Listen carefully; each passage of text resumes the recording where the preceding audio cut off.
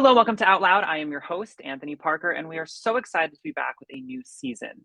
New York City has a new mayor, the Bronx has its new and first female borough president, and a few new council members as well. An exciting time for the Bronx to see some more change for the good. And to kick off the season, I am so happy to welcome the newly elected Council Member Marjorie Velázquez of District 13, which covers the Northeast Bronx, as our guest today. Hi, thank you for having me. Yes, thanks for being here. So, just to kick us off, tell us a little bit about yourself and what made you want to run for City Council.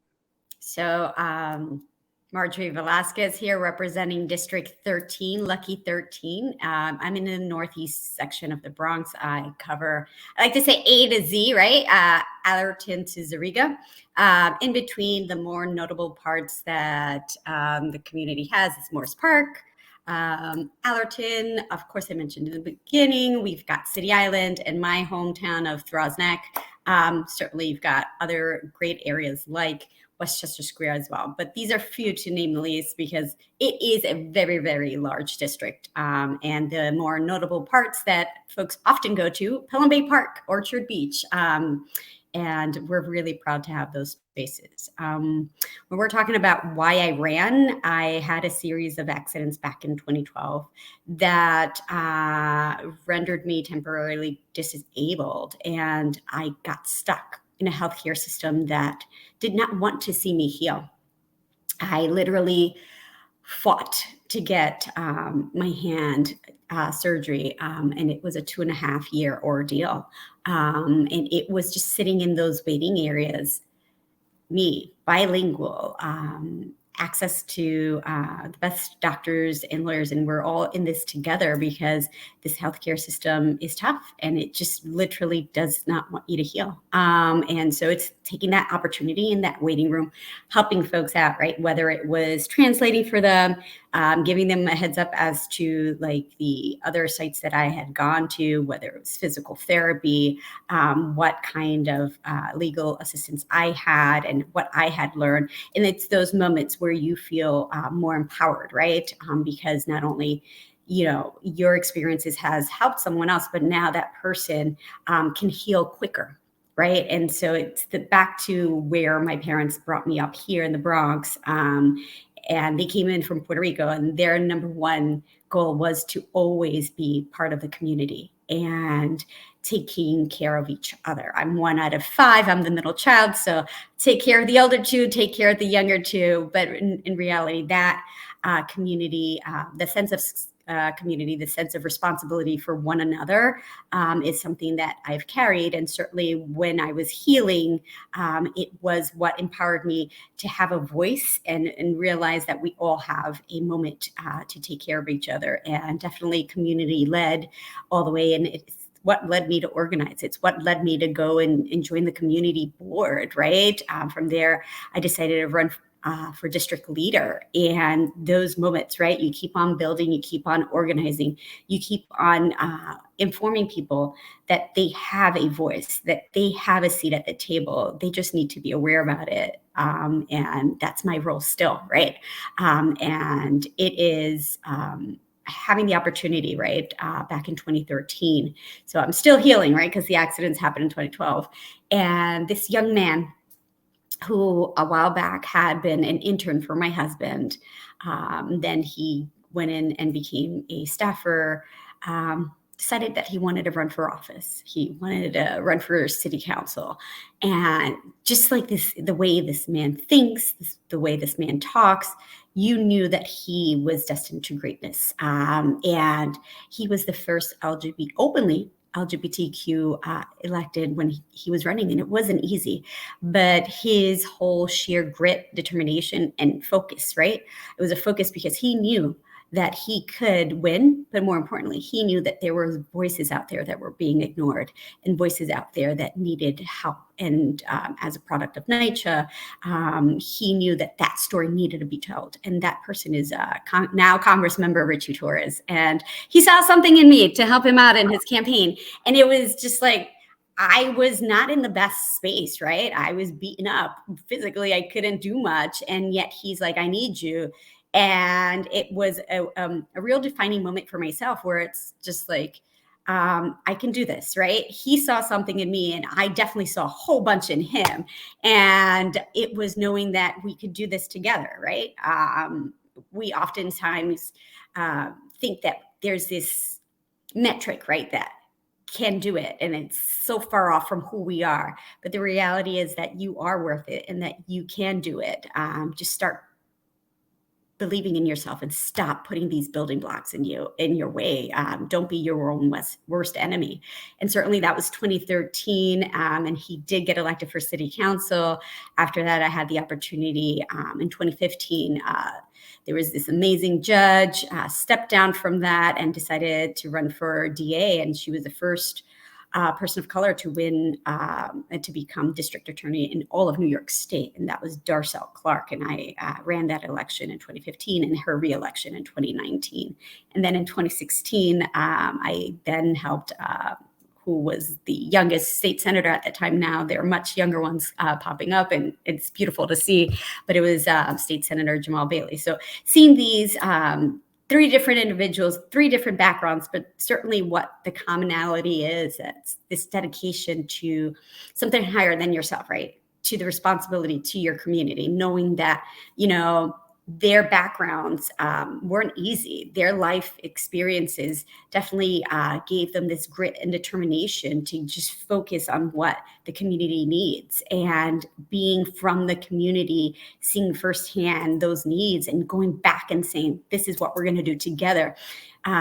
It's a beautiful, beautiful thing. It's about making sure that everybody knows that their voice is going to be heard and that we are working together. Yeah. Now, you have a background in accounting, and when running for office, you talked about utilizing that background to make sure that your community is being well invested in the areas of healthcare and housing access. Now, I'm sure you have a lot on your agenda for your term, but talk to us a little bit more about that and other priorities that you have for your term. Yeah, no. So the unsexy business of accounting, right? Everyone looks at us as accountants and as the most unsexy. It is, and I'm about bringing unsexy back. I'm all about give me them numbers. It's what keeps the world turning. It's important. It is, and I think it's also going back to it's not as daunting as many think, and it is delving into the nitty-gritty, making sure that those numbers make sense for our community. When we're looking at how the community has been ignored for so long, and how we're thinking about schools, right? Finally, our schools are being fully funded, but it took a lot. And it took community uniting and saying, no, look, this is what's owed to us, and we're going to fight back. And they did not stop. And that's kind of what we have to do, right? It is, sure, we know what the needs are, but how are we going to organize and elevate and make sure we're holding folks accountable, right? And it is digging into the books and saying, well, why did you do this, right? Why is this a priority to you when it never affected the community in that way? Let's focus and make sure that we're delivering to what the community needs correctly and now, right? Let's focus on those needs. So that's why for us, what we have focused on and we're introducing in District 13 is participatory budgeting, which it takes $1 million, right? We get $5 million. So as members, and that's our discretionary money, but we're taking $1 million out and we're saying, hey, community, District 13, this money is yours. What are your projects? What are your ideas? And we had so many great ideas coming in.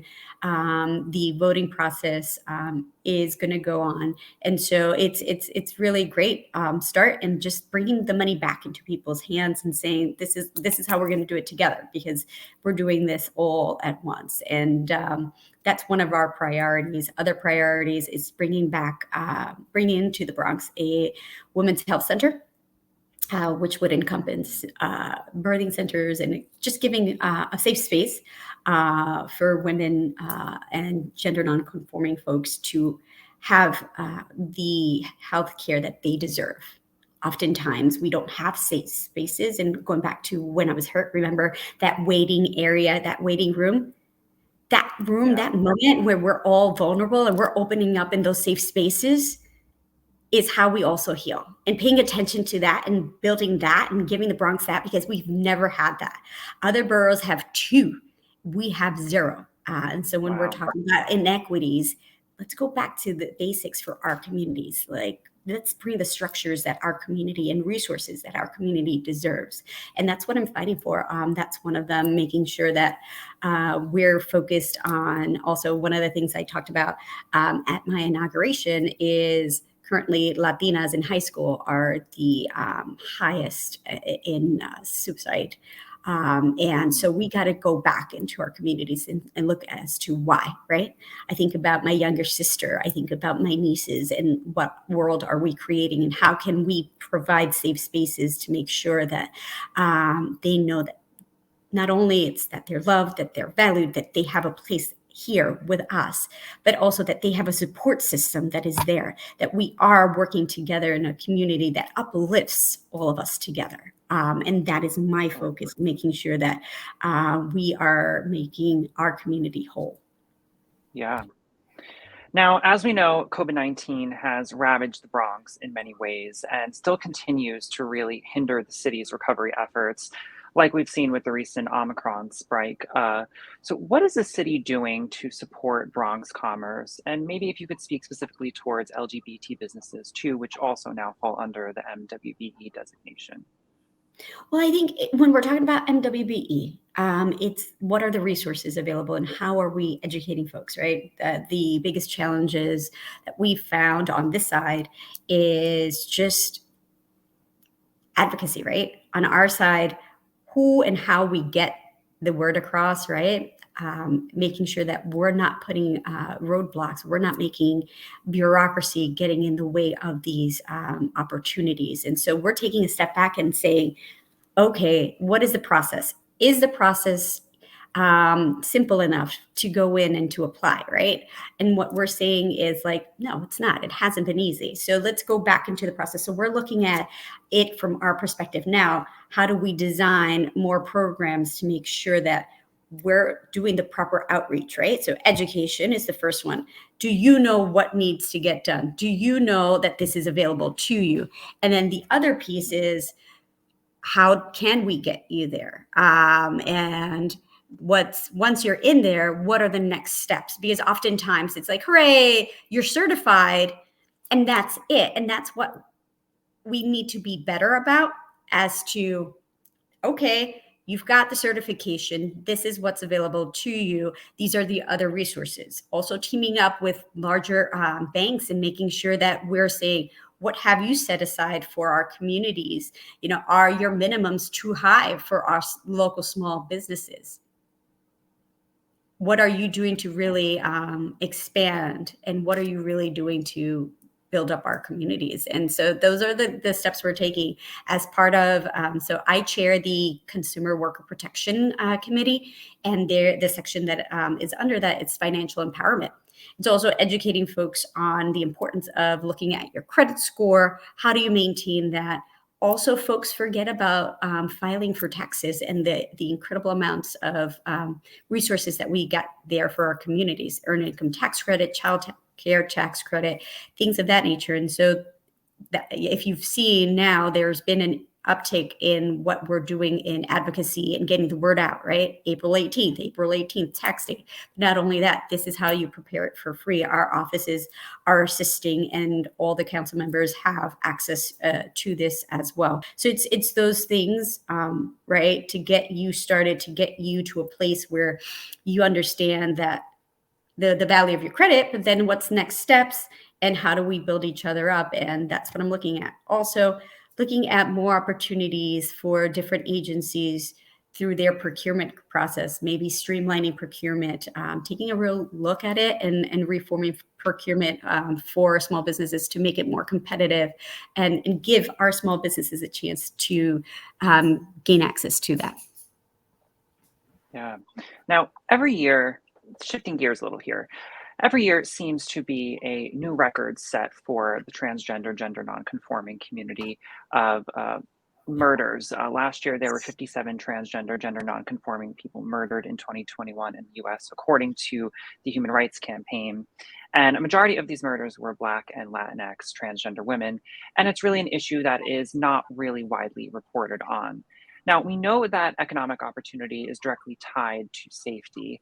And we've talked a little bit about housing here, but talk to us a little bit more about what could be done in regards to creating better protections for the transgender community, and more specifically, how economic and housing opportunity ties into that.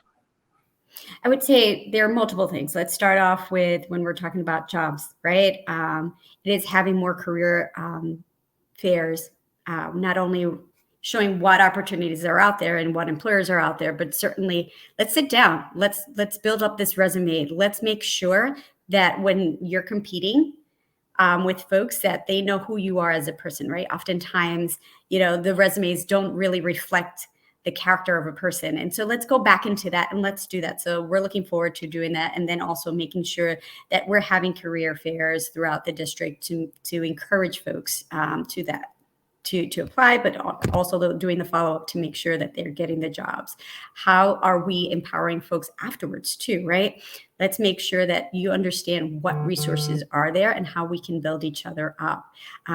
Those numbers are staggering, right? So yes, jobs first, but housing. What are we doing also about housing, right? Destination Tomorrow has a center and a development in my district. And for me, that's important as well. We have to make sure that we're providing adequate housing as well. I know that there's so many young kids that are unfortunately forced out of their homes because of coming out, and it hurts, right? It hurts. And I certainly have a responsibility, right, to make sure that we're providing safe spaces. And we're going back to the safe space model of, if we're not providing that, then what are we really doing? So, and what does that look like, right? I can't come up and say, I need this, this, and that when I'm not considering or having conversation with advocates, right? So it is sitting down with Sean Coleman from Destination Tomorrow and saying, what are we going to do? How are we going to be building this together? And when we're looking at advocacy, it's making sure that when we're building these structures that we're taking a good look. How can we get it to become 100% affordable? What steps are needed? And how do we work with our partners in both the federal and state government to get there? This is not, we're talking about an intersectionality. We're talking about multiple agencies. We're also talking about multiple issues all at once. And if we're not addressing each and every single part of it, then that's when things start to fall apart, right? So the first one is financial opportunity. The second we discussed right now has been housing, but then health. How are we addressing the issues of health? How are we making sure that folks are taking care of themselves, right? What's the preventive care? When's the last time you just went for a general physical? And are your issues being addressed there? Also, when's the last time you got checked up for every single other thing, right? We often forget, right? And look, I'm an adult, I'm 40, and it's like, what is it at this age that I need to be worried about? And certainly like going through that list. And we don't often talk about that, right? Because the world catches up to us and we often leave our own self-care behind. And so when we're going back to what we need to offer, it's also health and making sure that it's not only accessible, but that it is affordable. Now, oftentimes there is a discrepancy on private and public healthcare, right? And in those hospitals, but also more importantly, how do we get more urgent care facilities and more public facilities out there for our communities, and making sure that we're addressing it head on and making comfortable spaces where folks can get treated and know that they have an opportunity to heal, right? So that's the third piece. The fourth piece, when we're talking about public safety, is making sure, so for me, public safety also includes, are my street lights lit? Are we providing security? Do folks understand, if you are assaulted, if you are attacked, what are your next steps? So it's educating folks and making sure that, hey, we're in this together, right? You got to protect folks, right? So you got to protect one another. If you see something, you definitely say something. One of my friends said something to me when Pride Month comes around. Everybody wants to stand up. Everybody wants to buy a flag. Everyone wants to say that they are LGBTQ friendly. But it should be more than just once a month. And don't just come into spaces and if you see something, right? If you see and their point and their message was that they were at the bar and one of their trans friends was left alone. Was about to be left alone, and they stayed there the entire night until that their friend was done, because we need to be there for each other. We can't let folks walk alone. And that was a powerful message to me, right? Because it's just like, when you're out there, right, make sure that you're taking care of one another, right? Especially in the hardest times, right? And it is for Black and brown trans women, right? It's the highest impacted. We need to make sure that we're also watching each other and have each other's back. And I know for a fact that you just go, hey, you good? Let's go. I got you, right? And like, we need to have each other's back. And it's just not in the month of June, y'all, all year round, right? And we have to make sure that when you're calling yourself an ally, that it goes beyond the month of June. It goes beyond just carrying a flag. It really does mean taking care of one another. And so like that's the other piece, right? But it's those other 4 components that I really want to delve into, and making sure that if we build that foundation, right? That's a foundation that should go on for, let's be real, for everybody. The fact is that when a specific community is targeted in the way that they are, then we need to do better. And we need to reach out to folks and say, this is how we're going to do it. And it's actually combining, right, advocacy work and also, hey, where can we all be better, right? Hold me accountable. If I can be better, if I'm missing this group from my funding, or if I haven't sat with this group, call me out, let me know. We're here to learn, right? I don't know everything. And that's the beauty of it, right? Like, I said what I said. I'm a politician who actually says I don't know everything, and I'm here to listen. I'm here to learn together, because we're gonna. That's the important part, having the ear out there listening. Yeah. But now shifting gears again a little bit into education.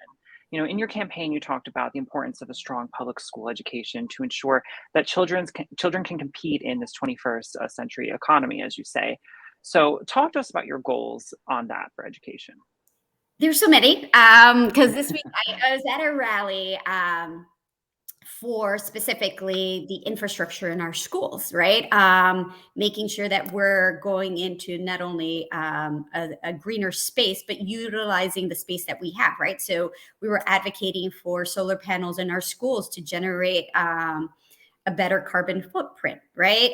But also, look, the infrastructure in our schools has not really been looked at for quite some time. This is why pipes are just like bursting. This is why that there are real big issues. But when you go to the outer boroughs like mine, the gap is worse, right? The inequity is worse, because out of borough, out of mind. And that has been the mentality for so long. And so part of this, and this is where I'd like to really give a shout out to the mayor and doing well about this, is that he has literally dedicated his time to make sure that he is very present in the outer boroughs, that he is working with us, right? His number one goal is always, hey, you have my cell phone, text me, call me anytime. And he seriously does respond. It is fighting for our communities. So when we're talking about education, let's talk about the structures, making sure that our kids are in a position to learn. When we're talking about the foods, let's make sure that our children have the access to quality food, right? That we're not just loading them up on something that just doesn't meet not only doesn't meet their dietary needs, but certainly what is open to them, right? Are we giving them enough the proper technology, the proper quality of education, right? And like, I know that's so vast and generic, but are we challenging the old system that really doesn't discuss or doesn't really reflect what's going on in the world today? Whether that's educating them financially, right? Like, let's make sure that we're teaching our kids how to save $1 and also how to make $1. Let's now we are running a little short on time here. So I know it went so quickly. I love this. Come back. Yes, I just wanted to, on this topic of education, I just wanted to get your thoughts quickly on this. We're currently living in a national landscape where state legislatures are passing bills to ban reference to gay people and not allowing teachers to even acknowledge the existence of queer people. Of course, this is very concerning. But so, just quickly, what is New York City doing to ensure our LGBT students are feeling protected and, quite frankly, seen? I'll tell you what one of my schools does, and I've monthly. They have a dedicated program to the LGBTQ youth. And every month, a different writer comes in, talks about their book, and talks about their life experiences. Sometimes I participate, like having conversations with the author. Sometimes the conversation doesn't allow for it, right? This week, when that happened, the kids were so engaged with the writer that, they just were asking more about them, right? And so one of the best discussion was the question that really floored me on how beautiful this safe space was. How did you decide on your pronouns? Very simple question, Mm, but the way the writer described their experience and why they chose the pronouns that they have was a beautiful thing, because our children need to hear that. How do you empower yourself? The yep. first step is simple. How do you pronounce, what is your It's pronoun? important to start that conversation, I early felt that was so on, for sure. powerful. That is so Yeah, powerful. And it sure. was a way to make it a safe space and to understand that we don't all have it figured out, and it's okay. This Yep. is how I feel that right now, and this is how I identify myself, right? It is It's a journey. Yeah, but exactly. But if we tell our kids, no, you need to do this and that, then what are we doing? How are we empowering our kids if we're just telling them what to be and what to look like, right? yep. We're not doing any good. But having that safe space and letting our kids understand the power in knowing that these are my pronouns and this is how I'm identifying myself. It's It's the vital. Yeah, best gift you could ever give a child. And we yep. need to start early education. I think every time we see these bills passed that are against the LGBTQ community, we're so stepping ages behind, because we're really just removing the power that our kids have. We're Sure. removing the ability to actually see a growth that we haven't seen before. The trans rates and the homicides that we're looking at would be super, Would go super low, down. right? Because Yep. that's the piece. It's education. And at the end of the Yep. day, we are in this together. And on my part, it's being an ally and making sure that those laws don't fly here. Yep. Thank you. I think that is a great note to end on. I know the time went by so quickly. I want I to thank you hate so much for this. taking It's so fast. the time. It flies. I know. I want to thank you so much for taking the time out of your busy schedule to be with us today. It's been such a pleasure to chat with you. Same. Thank you, Anthony. Thanks for tuning into today's episode. Remember that you can stay up to date with all things Out Loud on our website, outloudtalk.com. And you can follow us on social media on Facebook at Outloud LGBT, on Instagram at outloud.tv, and on Twitter at Outloud LGBTTV. And if you are an LGBTQ plus person or organization and would like to come on the show and share your story or the work that you're doing for the community, feel free to submit on our website at the top on the Be on the Show tab. And remember, being your true self is your greatest gift to the world. We'll see you next time here at Out Loud.